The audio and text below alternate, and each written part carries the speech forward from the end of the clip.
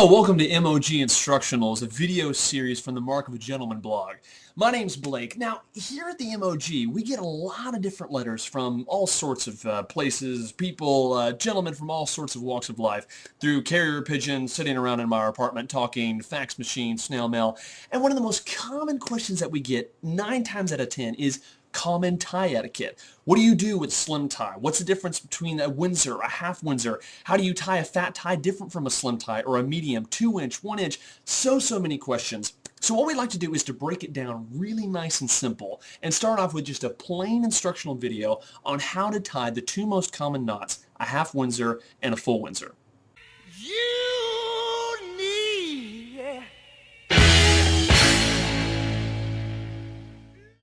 So first of all, we're going to start off with a half Windsor knot. Now this is going to be the go-to knot for your slim ties, your skinny ties, your 1-inch, your 2-inch. Now it's important to remember, never do a full Windsor with a slim tie. You end up basically looking like a tapeworm is trying to escape from your oversized Adam's apple. So contrary to popular instructional videos, you'll notice that I already have my tie on. So first of all, we're going to have to get that off. There, now that we're all ready, make sure that when you start tying your tie that you only put on a shirt that has these magic babies. Now these are called collar stays. Now if you end up using a shirt that doesn't have those, sometimes it can be okay, but sometimes you end up looking like this. Rough. So it's better to err on the safe side. Now that you got your collar stays in, you're going to notice that your collar is going to stay very thick and straight, which is what you want, especially with a slim tie. You don't want it to be bunched up or you look like you've put on your dad's shirt and the collar is far too big. Now what I have is a traditional about 1 to 1/2 inch slim tie in dark blue. Dark blue is just a color. Don't have to get crazy about that. Now let's start by getting the tie around our neck. So what you'll do first is pop your collar. But not in the Abercrombie way, because it's actually going to go back down. But make sure that you get the tie nice and around the back end so that you're not looping over the collar. Now here is where it gets really tricky. A lot of people have their special little system. I talked to a guy last time that said as long as the long end touches his knee, that's where he knows where to tie it. But this is totally objective to how tall, how long your torso is, how much of a tool you are. Really, it just kind of is all up to you. So what I like to do, my personal one, is as you go down the tie, you're going to find this side seam right here, the diagonal seam. Every tie has one. Now for me, since I have a very long torso, that actually works for me. So what we're going to do is start off and cross right through there. Also remember, when you're going to cross your tie, it's always best to go left over right. So that way the long big side is going to be the one on top of the little one. Once you've got it crossed here, and actually what I'll do, I'm going to go ahead and mirror this image so that you guys can see what it's going to look like in your bathroom mirror. There, now that we're mirrored, this is what you would be seeing if you looked in the mirror. Except you wouldn't be me. So start out again by taking the big long side and putting it up over the little one and making an X while putting your fingers to pinch it right there in the middle. Now you're going to take the long piece here and wrap it underneath. Okay, so here your arms are. You're going to take that, go underneath, still keeping your fingers there, through your arms. Now you can pinch it with your arms or whatever. Grab that piece and put it down through your V here next to your neck.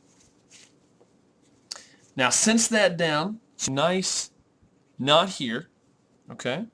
Now this time you're going to take it, and rather than going back through, that's the only knot loop you're going to do. You're going to go around the entire thing, okay, to form the outside of the knot. So keeping your fingers there on the original place, wrap your tie all the way around. See your fingers right in there. Grab it, and this time bring it up through your V this way and plop it right back down through that loop. As you pull it down, you can see and kind of adjust that knot so it doesn't flake out on you. Get it there, grab the little one and pull it up and work it up to your collar. Then you can adjust it, get your collar down, and you've got a nice half Windsor knot with your skinny tie. Now, if you end up like me, and I was sitting down, I ended up tying it substantially too long. Sorry for the crotch shot there. One of the best things to do is grab you a $15 tie bar. Now, this is going to be the most invaluable thing probably that you ever have with ties because it goes nicely right on your tie, and you can give you a little bit of a chest in case you're like me and have none, and allows you to bring up the length of your tie right up to the perfect length, which is, of course, right between the top and the end of your belt buckle. Feel free to put me up next to your bathroom mirror and watch this as many times as you need.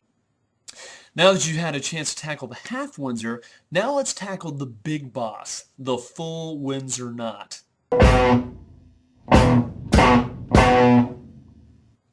Now, when you start the full Windsor knot, it's best to start with a very, very big tie. Now, this is one I actually got back in a thrift store that's straight out of the 1970s, and one of my favorite ties of that era, hands down. Now, it's important to remember, as always, gentlemen, don't panic. Just because you've gotten down the half-Windsor doesn't mean that the Windsor is going to be some phenomenally harder deal. Basically, all it is one added step. You're going to be fine. Now, for the full Windsor knot, again, pop your collar, but only temporarily.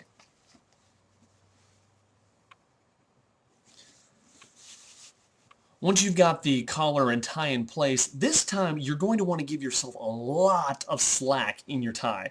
So whereas usually I start off with a skinny tie with quite a bit over here, you're going to want to bring that probably as far up as you can without being awkward, because you're going to lose a lot of slack on this knot. Like I said, make sure you have plenty to work with. Now, once you have yourself noosed, cross again the same way, the long end over the tiny piece, one time to form an X. But let's make sure we mirror this thing first. Now that we're good and mirrored, let's make sure we've got everything in place, and we're going to start off the exact same way that we did with the half-Windsor knot. You're going to take the big part of the tie and cross it over the small little piece over the top of it and pinch it with those two fingers like we did last time. Now we're going to take the big part and wrap it around underneath both of these through our arms like we did, and come up, go through the V around our neck, just like the half-Windsor. So up to this point, nothing's different, but this is where it changes. Rather than going around and doing the knot, we're going to actually do this step one more time on the other side to give it a fatter, more prominent V. So we're going to take it again, bring it up, and go through the V on the other side and bring the tie all the way through. So as you can see, you've got this two loops on either side. Now you're still pinching the bottom. Now as you can see, you've got it down through here. Now is when you start the traditional around and over part. So that was the only thing that changed. Now you're going to take it through, wrap the tie around that part, and come up, just like we did with the other one, and back down through the loop. And as we pull it down, you're going to have to adjust this a little bit because it is a little bigger. And as you cinch that up, you're going to see how that forms a perfect big knot, big V, and you get that perfect tie dimple, pushing your finger up in there. All that's left to do now is put your collar back down, cinch it up a bit, and you can see you have that perfect full Windsor knot made popular by greats in the 70s such as Steve McQueen. It looks quite retro if you ask me.